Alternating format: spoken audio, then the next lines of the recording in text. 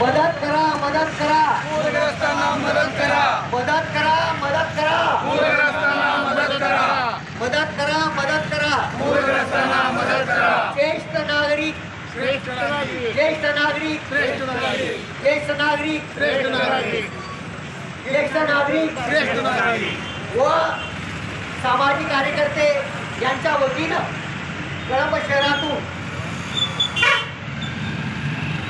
अतिवृष्टीग्रस्त पूरग्रस्त मदत करा, मदत करा, पूरग्रस्तांना मदत करा, मदत करा, मदत करा, पूरग्रस्तांना मदत करा. व आपत्तीग्रस्त पूरग्रस्त व अतिवृष्टीग्रस्त नागरिक आहेत यांना आपण याद्वारे सहकार्य करूया, आपण मदत करूया. यासाठी आज ज्येष्ठ नागरिक यांच्या वतीनं तसेच कळंब शहरातील सामाजिक कार्यकर्त्याच्या वतीनं मदत फेरीचं आयोजन केलं आहे. ही मदत फेरीद्वारे कळंब शहरातील कळंब परिसरातील लोकांना आव्हान करण्यात येत आहे की आपण ही जी मदत आहे ती मदत या ठिकाणी या फेरीद्वारे मागण्यात येत आहे. यासाठी आमचे जे स्वयंसेवक आहेत, कार्यकर्ते आहेत, आपणाकडे मदत मागण्यासाठी येतील त्यांना या ठिकाणी सरळ हातानं मदत करावी.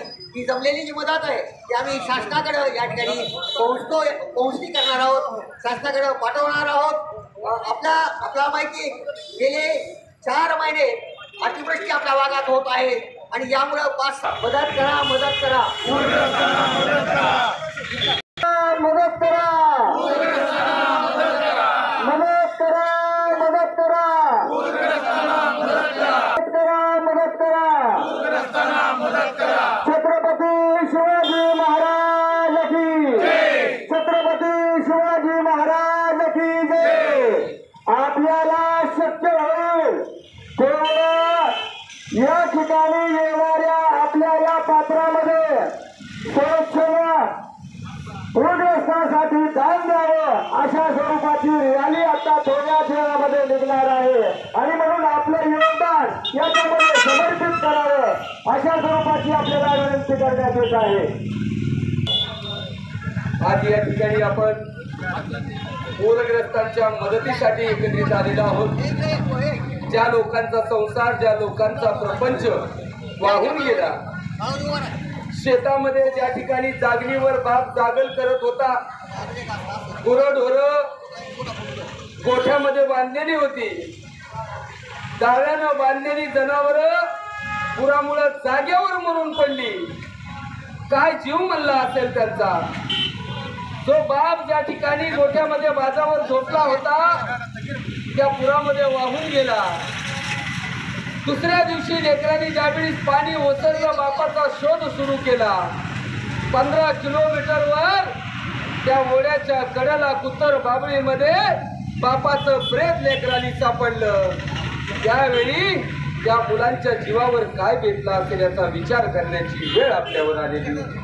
म्हणून भावांनो, आपण सर्वांनी मिळून या पूरग्रस्तांसाठी, या अतिवृष्टीग्रस्तांसाठी मदतीचा एक हात द्यायचा आहे. आपल्या कमाईमधला थोडासा भाग द्यायचा आहे. आपण सर्वांनी या दिवाळीच्या तयारीला लागलेलो, आपल्या घरामध्ये गोडधोड बनवायच्या तयारीला लागलेलो, परंतु ज्यांच्या घरामध्ये काहीच ऊर्जे नाही, घालण्यासाठी कपडे सुद्धा नीट राहिलेले नाहीये, काळानं सगळं घर गच्च भरलं होतं. काळ उपसता उपसता नाकी 9 आलेत त्या लोकांच्या.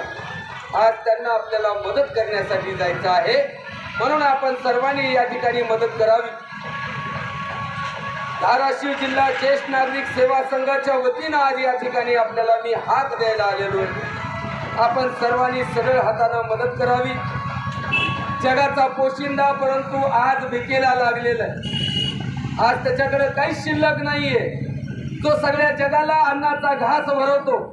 नट बोलट खाऊन, गाड्या मोटरी खाऊन किंवा बाकीचं खाऊन आपलं पोट भरत नाही.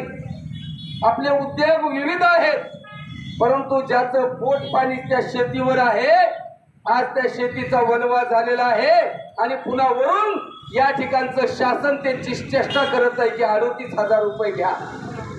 आता हेक्टरी 38,000 रुपये घेतल्यावर त्या शेतकऱ्याचं काय होणार आहे मला सांगा. पेरणीला त्या ठिकाणी पैसे घातले, नांगरणीला पैसे घातले, काढणीला पैसे घालणारा शेतकरी काढली सुद्धा त्याच्या हातामध्ये आलं नाही. आणि म्हणूनच आज शेतकरी हा दयनीय अवस्थेमध्ये सापडलेला आहे. आज आपण सर्वांनी मदत करायची आहे आणि ही मदत आपण शासनाच्या मार्फत त्या दयनीय अवस्थेमध्ये असलेल्या पूरग्रस्तासाठी आपण पाठवणार आहोत. आज घरामध्ये त्यांच्या काहीच उरलं नाही. ज्येष्ठ नागरिक सेवा संघाच्या माध्यमामधून ही मदत त्या ठिकाणी पोहोचावी. आपण जे कमवतोय त्या कमाईमधला काही भाग